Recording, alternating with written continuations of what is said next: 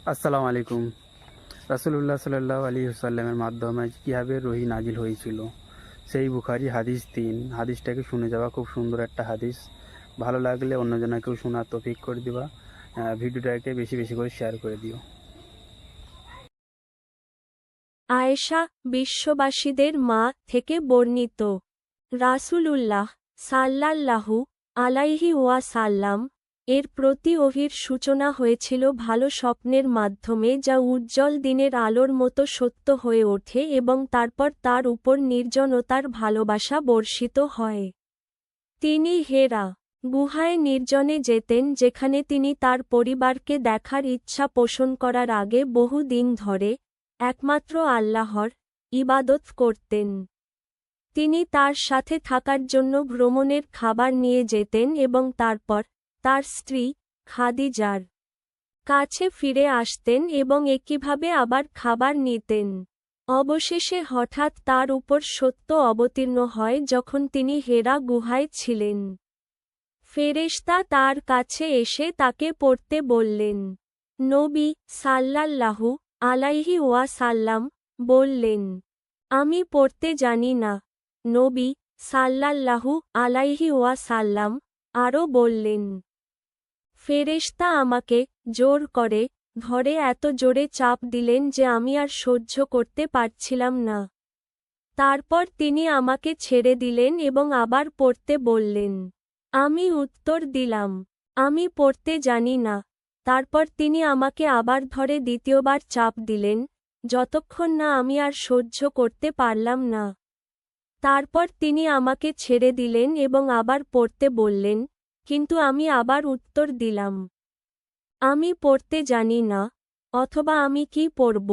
এরপর তিনি তৃতীয়বার আমাকে ধরে চাপ দিলেন, তারপর আমাকে ছেড়ে দিলেন এবং বললেন, পড়ুন আপনার প্রভুর নামে, যিনি সবকিছুই সৃষ্টি করেছেন। মানুষকে জমাট থেকে সৃষ্টি করেছেন। পড়ুন, এবং আপনার প্রভু সর্বশ্রেষ্ঠ দয়ালু। ৯৬ ১ ৯৬ ২ ৯৬ ৩ তারপর আল্লাহর রাসূল ওহী নিয়ে ফিরে এলেন এবং তার হৃদয় তীব্রভাবে স্পন্দিত হচ্ছিল। তারপর তিনি খাদিজা বিনতে খুয়াইলিদের কাছে গেলেন এবং বললেন, আমাকে ঢেকে দিন, আমাকে ঢেকে দিন। তারা তাকে ঢেকে দিল যতক্ষণ না তার ভয় কেটে গেল। এরপর তিনি তাকে যা ঘটেছিল তা খুলে বললেন এবং বললেন, আমি আশঙ্কা করছি যে আমার সাথে কিছু ঘটতে পারে। খাদিজা বললেন, কখনোই না। আল্লাহর কসম, আল্লাহ তোমাকে কখনো অপমান করবেন না। তুমি তোমার আত্মীয়স্বজনের সাথে সুসম্পর্ক রাখো, দরিদ্র ও নিঃস্বদের সাহায্য করো। তোমার অতিথিদের উদারভাবে সেবা করো এবং বিপদগ্রস্তদের সাহায্য করো।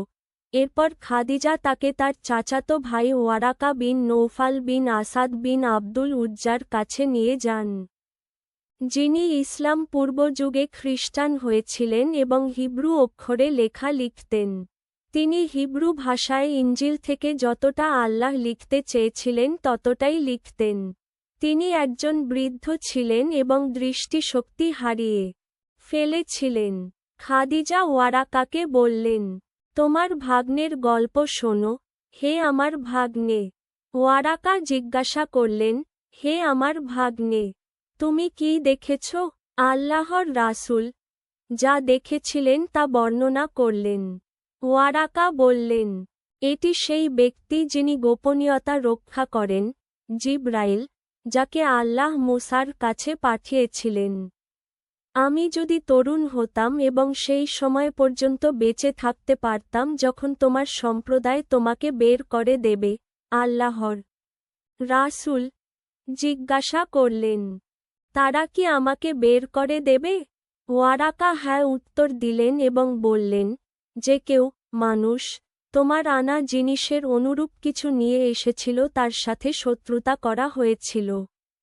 আর যদি আমি তোমাকে বের করে দেওয়ার দিন পর্যন্ত বেঁচে থাকি, তাহলে আমি তোমাকে দৃঢ়ভাবে সমর্থন করব।